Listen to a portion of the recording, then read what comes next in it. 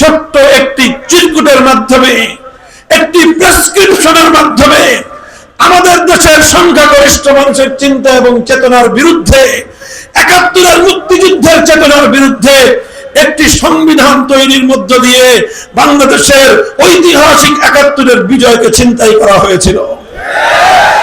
১৯৭১ সালে আমরা পর্যায়ক্রমিক ঐতিহ্যের যেই সংগ্রামের মধ্য দিয়ে ৫৫,০০০ বর্গ মাইলের এই স্বাধীন ভূখণ্ডটি আমরা মুক্ত এবং স্বাধীন পেয়েছিলাম, স্বাধীনতা অর্জনের কয়েক মাসের মধ্যেই ১৯৭১ সালের ১৬ই ডিসেম্বর এর কয়েক মাসের মধ্যেই বাংলাদেশের সংখ্যাগরিষ্ঠ সেই সময়ের ৭ কোটি মানুষের ইচ্ছা এবং অভিপ্রায়কে বৃদ্ধাঙ্গুলি দেখিয়ে বাংলাদেশের হাজার বছরের চিন্তা চেতনা, কৃষ্টি কালচার, ঐতিহ্যকে ভুলুণ্ঠিত করে ভিন দেশি একটি শক্তি তাদের দেশের সাংবিধানিক শক্তিকে, সাংবিধানিক মূল চেতনাকে আমাদের জাতির উপর চাপিয়ে দিয়ে ছোট্ট একটি চিরকুটের মাধ্যমে, একটি প্রেসক্রিপশনের মাধ্যমে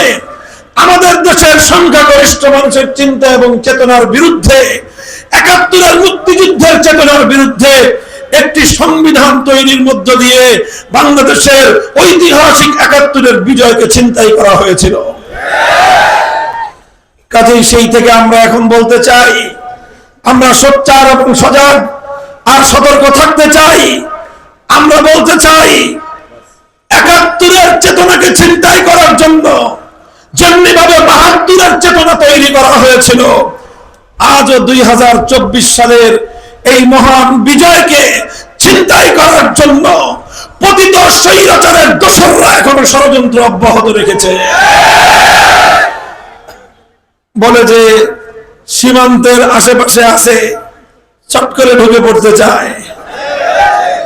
এখানে তার খুনি হাতুড়ি লীগ আর হেলমেট লীগের সন্ত্রাসীদেরকে আবার জড়ো করবার পায়তারা চালাচ্ছে। আমি আগস্টের বিপ্লবী বাংলার তৌহিদি জনতাকে বলতে চাই, এই পতিত দেশ বিরোধী ষড়যন্ত্রকারী চক্রান্তকে যে কোনো মূল্যে রুখে দিতে হবে।